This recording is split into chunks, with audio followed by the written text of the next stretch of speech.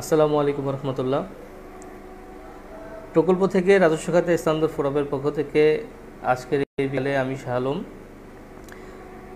অত্র ফোরামের প্রতিষ্ঠাতা সভাপতি, আমার এই লাইভের সাথে যুক্ত সবাইকে ধন্যবাদ জানিয়ে আমার লাইভটি শুরু করছি। আপনারা ইতিমধ্যে জেনেছেন আজকের এই লাইভটি আসলে মূলত করা হচ্ছে 460 এই মামলাটি সম্পর্কে আমাদের কি করণীয় বা এই মুহূর্তে ফোরাম কি চিন্তাভাবনা করছে এই বিষয়ে। তো 460 এই মামলা সংক্রান্ত বিষয়ে আসলে গত 7 তারিখে আমরা ঢাকা রমনায় প্রায় 10-15টি মন্ত্রণালয়ের প্রতিনিধি ছিলেন সেখানে উপস্থিত, এবং ফোরামের কেন্দ্রীয় নেতৃবৃন্দ সেখানে উপস্থিত ছিলেন। সকলের সমন্বয়ে আমরা গত 7 তারিখ রমনায় একটি মিটিং করেছিলাম। তো সেই রমনার আসলে মিটিংয়ের সিদ্ধান্ত মোতাবেক ফোরাম কয়েকটি গুরুত্বপূর্ণ সিদ্ধান্তের এই মুহূর্তে পরিকল্পনা করছে। সেটা হচ্ছে, সর্বপ্রথম আমাদের যে সমস্ত চলমান প্রকল্প শেষের দিকে হয়তো নেক্সট জুন মাসে শেষ হবে, অথবা এই ডিসেম্বরেও অনেকগুলো প্রকল্প শেষ হয়ে যাবে। যারা আপনারা হয়তো এখনও ভাবছেন যে প্রকল্প শেষ হলে এক্সটেনশন হতে পারে বা এক্সটেনশন হবে না, আপনাদেরকে নিবে না বা এই ধরনের কিছু, তো তাদের উদ্দেশ্যে আসলে ফোরামের পক্ষ থেকে আমাদের যেটা বলার, সেটা এর আগেও আমি বলেছি, আবারও পুনরায় রিপিট করতেছি। সেটা হচ্ছে, আপনারা মামলার প্রস্তুতি নেন। কারণ দেখেন, 1997-এর পরবর্তী সময়কালে উন্নয়ন প্রকল্প থেকে যতগুলো প্রকল্প রাজস্ব খাতে স্থানান্তরিত হয়েছে তাদের অধিকাংশই হচ্ছে মহামান্য সুপ্রিম কোর্টের রায়ের প্রেক্ষিতে, মতামতের নির্দেশে রাজস্ব খাতে স্থানান্তর হয়েছে। এছাড়া প্রকল্প থেকে সরাসরি রাজস্ব খাতে স্থানান্তর হওয়া, অর্থাৎ প্রকল্পের সমাপ্তির পর সরাসরি রাজস্ব খাতে স্থানান্তরিত হওয়া মামলা ছাড়া 97-এর পরে এই ধরনের প্রকল্প খুবই কম। যারা গিয়েছেন তারা হচ্ছে তৎকালীন সরকারের নির্বাহী আদেশের মাধ্যমে তারা রাজস্ব খাতে গিয়েছিলেন। যেহেতু বর্তমানে কোনো পূর্ণাঙ্গ গভর্নমেন্ট নাই, সুতরাং নির্বাহী আদেশের কথা আপনারা ভুলে যান।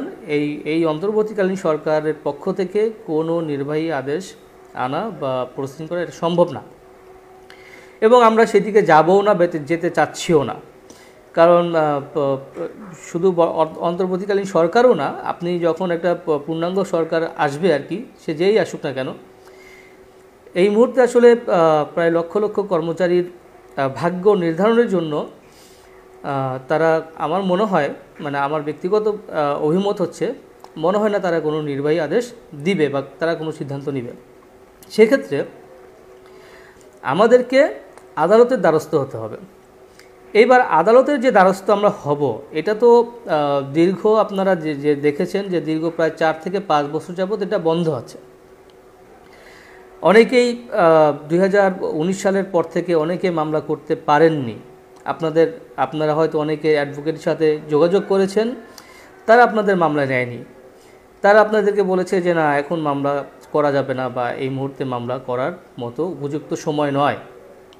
তো এভাবে আসলে বিগত 4 থেকে 5 বছর অতিবাহিত হয়েছে। এখন এই যে গত 5ই আগস্টের পরে বাংলাদেশের সবাই একটা নতুন সম্ভাবনার দ্বারপ্রান্তে দাঁড়িয়ে আছে। সবাই, মানে প্রত্যেকটা পিপল, একদম যতগুলো শ্রেণীর পিপল আছে, যারা সবাই বিভিন্ন পেশার সাথে যুক্ত আছে, তারা সবাই কেউ না কেউ কিছু না কিছু আশায় তারা বুক বেঁধে আছে। হয়তো অন্তর্বর্তীকালীন সরকার বা হয়তো এই সরকারের আমলে কিছু একটা সম্ভব। এখন এই যে কিছু একটা সম্ভব, এই আশা আমাদেরও আছে, এবং আমরাও এই আশায় একমত হয়ে আমরা চাচ্ছি আমাদের যেই আদালতের মাধ্যমে যে রায়টা, যে কালো আইনটা 460/2017, যে কারণে লক্ষ লক্ষ প্রকল্পের, উন্নয়ন প্রকল্পের জনবল যারা আটকে আছেন, আমাদের বিশ্বাস যে এই অন্তর্বর্তীকালীন সরকারের সময়েই আমরা সেই রায়টাকে মডিফিকেশন করতে পারবো ইনশাআল্লাহ। তো সেই জন্য আমরা একাধিক বিজ্ঞ আইনজীবীগণের সাথে কথা বলেছি সুপ্রিম কোর্টের। এখনও আমাদের ফোরামের সিনিয়র সহসভাপতি এবং আইন বিষয়ক সম্পাদক যিনি আছেন জনাব মমিনুর রহমান, এছাড়া আমাদের ফোরামের সাধারণ সম্পাদক জামান আহমেদ, রাকিব, শফিক ভাই সহ সবাই খুব চেষ্টা করতেছে। সবাই মানে আমাদের একটা প্রতিনিধি অলওয়েজ আইনজীবীগণের সাথে যোগাযোগ রাখতেছে এবং যে তাদের যে পরামর্শগুলো, তারা আমাদেরকে যে পরামর্শগুলো দিচ্ছেন সেগুলো আসলে জানানোর জন্যই আজকের এই লাইভে আসা। সেটা হচ্ছে, আমি আবারও বলছি, যারা যে সমস্ত প্রকল্পের জনবল এখনও প্রায় শেষের দিকে আছেন, আপনাদের প্রকল্প হয়তো এই ডিসেম্বরে শেষ হবে অথবা জুন মাসে শেষ হবে, আপনারা কি করবেন ভাবছেন? এটা অনেকে হয়তো ভেবে রেখেছেন, অনেকে এখনও ভাবেননি, অনেকে হয়তো চিন্তা করছেন প্রকল্প শেষ হোক তারপরে, কিন্তু না, প্রকল্প শেষ হওয়ার কমপক্ষে 6 মাস পূর্বেই আপনাকে চিন্তাভাবনা করতে হবে আপনার প্রকল্প শেষ হওয়ার আগে আপনি কি করবেন, আপনার ভবিষ্যৎটা কি, আপনার প্রকল্প শেষ হলে এটার ফিউচারটা কি হবে। এই ফিউচারটাকে আপনাকে নিজের হাতেই এটাকে গড়তে হবে। সেই জন্য আমরা যেমন বিশেষ করে আমি আমার প্রকল্পের কথা যদি বলি, আমরা প্রকল্প শেষ হওয়ার 6 মাস আগে রিট পিটিশন দায়ের করি আদালতে, 2018 সালের কথা বলছি। তো শুধু আমরাই না, আমাদের মতো আমার জানা মতে অনেকেই আছেন যারা প্রকল্প শেষ হওয়ার কেউ 6 মাস পূর্বে, কেউ 3 মাস পূর্বে, কেউ 2 মাস পূর্বে, কেউ 1 বছর পূর্বেও মামলা করেছেন এবং মামলার রায় প্রকল্প চলাকালীন সময়ের ভিতরেই পেয়েছেন। এরকম অনেক নজির আছে।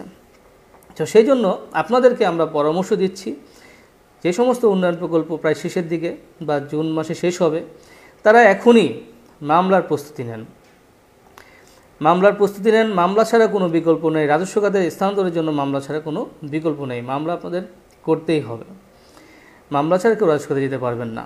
এখন আপনারা বলতে পারেন, আমরা যে এখন মামলা করব কোন ভরসায় করব? 460-এর এই আইনটা তো এখনও বাতিল হয় নাই। 460-এর আইনটাকে বাতিল করার জন্যই মামলা করতে হবে। আমরা যদি বসে থাকি, আমরা যদি সবাই হাত গুটিয়ে বসে থাকি যে না আমরা মামলা করব না, তাহলে তো 460-এর এটা রিভিউ পিটিশন কখনো হবে না, এটা তো সংশোধন হবে না কখনো।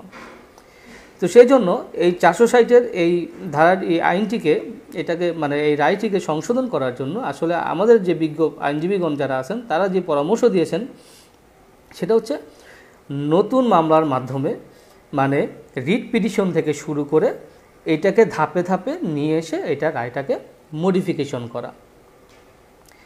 এখন নতুন মামলা যদি আমরা নিয়ে আসি, তাহলে এটা তারা কেন বা কোন দৃষ্টিতে এটা বলছেন, সেটা হচ্ছে যেহেতু 460-এর যে মামলার নাম্বারটা, এটা হচ্ছে একটা অ্যাপিলেট ডিভিশনের রায় ছিল এবং এইটার রিভিউ শেষ হয়ে গেছে। সুতরাং ওই রায়টাকে মডিফিকেশন করতে হলে নতুন মামলা দিয়ে করতে হবে। এটা মানে XYZ যে কোনো মামলা হইতে, যে কোনো প্রকল্পের মামলা হইতে পারে, কিন্তু নতুন মামলা দিয়ে করতে হবে।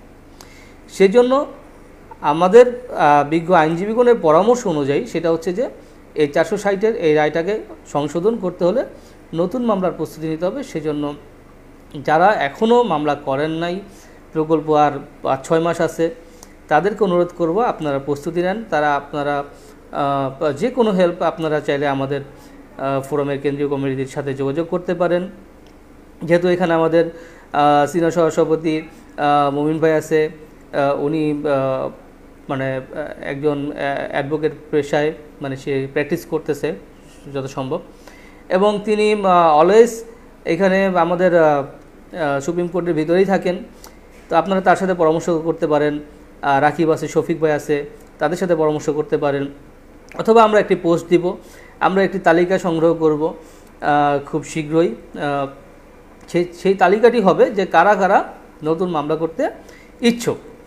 আপনারা যারা নতুন মামলা করতে ইচ্ছুক, আপনাদেরকে একটি তালিকা করে আমরা যেটা করব, আমরা একটা প্রসেসিং আপনাদেরকে করে দিতে পারি।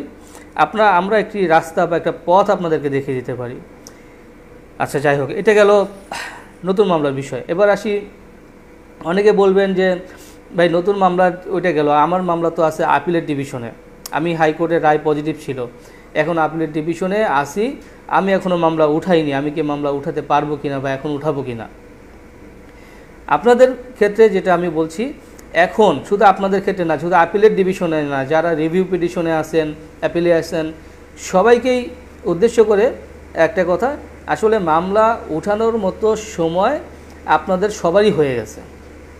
একটু আপনার অ্যাডভোকেট সাহেব একটু সময় নেবে, কারণ হচ্ছে কোর্ট এখনও স্থিতিশীল বা স্বাভাবিক না, কোর্টের কার্যক্রম এখনও স্বাভাবিক পর্যায়ে আসেনি। কারণ অন্তর্বর্তীকালীন সরকার গঠন হওয়ার পরে আদালতের অনেক বিচারক যারা আছেন, আপনার অ্যাটর্নি জেনারেল যারা আছেন, তারা অনেকেই পরিবর্তন হচ্ছে, অনেক পদ পরিবর্তন হচ্ছে, আইন মন্ত্রণালয়ের অনেক পদ পরিবর্তন হচ্ছে, ওখানে যে উপসচিব যারা ছিলেন, জয়েন্ট সেক্রেটারি যারা ছিলেন, অনেক রদবদল হচ্ছে। এই রদবদলগুলো এখনও একটা স্বাভাবিক জায়গায় আসে নাই। সেই জন্য এই আপনার রিসেন্টলি আমরা যখন আইনজীবীগণের সাথে যোগাযোগ করেছি 5ই আগস্টের পর থেকে শুরু করে এখন পর্যন্ত, তো তারা কিন্তু আমাদেরকে একটি কথাই বলছেন, সেটা হচ্ছে যে আপনারা ধৈর্য ধরেন, রায়টাকে মডিফিকেশন করা সম্ভব, সংশোধন করা হবে, এবং এইটা করার জন্য, সংশোধন করার জন্য আমাদের বর্তমান যে অ্যাটর্নি জেনারেল আছেন, বর্তমান যে বিচারপতি আছেন, তারা রাজি আছে, কিন্তু আমাদেরকে তারা একটু ধৈর্য ধরতে বলেছেন, একটু সময়ের জন্য অপেক্ষা করতে বলেছেন। তো যাই হোক, সেই জন্য আমি আপনাদেরকে অনুরোধ করব, আপনারা যারা রিভিউ পিটিশন বা আপিলের ডিভিশনে যাদের মামলা আছে, তারা আপনারা একটু অপেক্ষা করেন। যারা এখনও মামলা করেন নাই, আমি তাদেরকে অনুরোধ করব তারা মামলার জন্য প্রস্তুতি নেন। আর মামলা করার জন্য আসলে যে সমস্ত ডকুমেন্টস লাগে, সেটা হচ্ছে আপনাদের ডিপিপির কপি, এক্সিট প্ল্যানের কপি আর কি, নিয়োগ বিজ্ঞপ্তি, আপনাদের নিয়োগ আদেশ, আপনাদের হচ্ছে যোগদানপত্র, আপনাদের এনআইডি কার্ডের কপি লাগবে, আপনাদের রাজস্ব খাতে নেওয়ার বিষয়ে যদি কোনো সুপারিশ থাকে, আইএমইডির সুপারিশ থাকে, অথবা জনপ্রশাসনের সুপারিশ থাকে, অথবা আপনার মন্ত্রণালয়ের যদি কোনো সুপারিশ থাকে, কখনো হয়ে থাকে, সেই সুপারিশ পত্র লাগবে। মামলা করার জন্য মূলত এই ডকুমেন্টসগুলোই লাগে। এখন অনেকেই বলতে পারেন যে ভাই আমাদের তো কোনো ডকুমেন্টস নাই, আমাদের শুধু নিয়োগ বিজ্ঞপ্তিটাই আছে, বা আমাদের তো কোম্পানি নিয়োগ আদেশ দিয়েছে, মানে আউটসোর্সিংয়ের মাধ্যমে নিয়োগপ্রাপ্ত যারা আছেন, আর যে বলতে পারেন আমাদের তো কোম্পানি নিয়োগ আদেশ দিয়েছে, আমাদের তো কোনো ডকুমেন্টস নাই। হ্যাঁ, আপনাদের ডকুমেন্টস বলতে গেলে কোম্পানি নিয়োগ আদেশ দিয়েছে, সেটা ঠিক আছে, কিন্তু আপনার যে নিয়োগ বিজ্ঞপ্তি আছে সেটা তার কোম্পানি দেয় নাই। আপনি সেটা শো করেন, আপনার যে যোগদানপত্র, আপনি যেই দপ্তরে আপনি যোগদান করেছেন সেই যোগদানপত্রটা শো করেন। আপনাদেরকে রেভিনিউতে নেওয়ার বিষয়ে যদি কোনো সিদ্ধান্ত হয়ে থাকে, আলোচনা মতামত হয়ে থাকে, সেই মতামতের কপিটা আপনারা সংগ্রহ করেন। আপনি আপনার ডিবিপির যে কপিটা আছে, সেটা এক্সিট প্ল্যানের কপিটা, সেখানে কি লেখা ছিল স্পষ্টভাবে, সেটা যদি কোনো পজিটিভ লাইন যদি মনে হয় যে আপনাদের পক্ষে লেখা আছে, আপনারা সেটা সংগ্রহ করেন। অথবা এই অন্তর্বর্তীকালীন সরকার গঠন হওয়ার পরে যদি আপনি আপনার ডিজিকে প্রেশার ক্রিয়েট করে যদি আপনাদের পক্ষ থেকে কোনো ফরওয়ার্ডিং ইস্যু হয়ে থাকে, সেটা যদি মন্ত্রণালয়ে যেয়ে থাকে রাজস্ব খাতে স্থানান্তরের বিষয়ে, বিশেষ করে আমরা দেখেছি বিভিন্ন দপ্তর থেকে, বিভিন্ন অধিদপ্তর থেকে আপনার অনেক চিঠি ইস্যু হয়েছে রাজস্ব খাতে স্থানান্তরের বিষয়ে। তো যদি এরকম কোনো কিছু হয়ে থাকে, তাহলে সেটা আপনাদের জন্য একটা হার্ড ডকুমেন্টস ফর মামলার জন্য আর কি। যাই হোক, অনেক কিছুই বলার ছিল আসলে। আপনারা হয়তো অনেকে এখন ফ্রি আছেন, কিন্তু আমি আসলে মোটেই ফ্রি নাই, আমার অনেক কাজ। তো যাই হোক, এখন আমাকে একটু যেতে হচ্ছে। তো আমি অবশ্যই আসবো, আবারও আসবো, আরও কিছু বিস্তারিত কথা নিয়ে আমি আসব। তো আজ এই পর্যন্তই ব্যক্ত করে আমার লাইভটি এখানে শেষ করছি। সবাই ভালো থাকবেন। আসসালামু আলাইকুম রহমতুল্লাহ।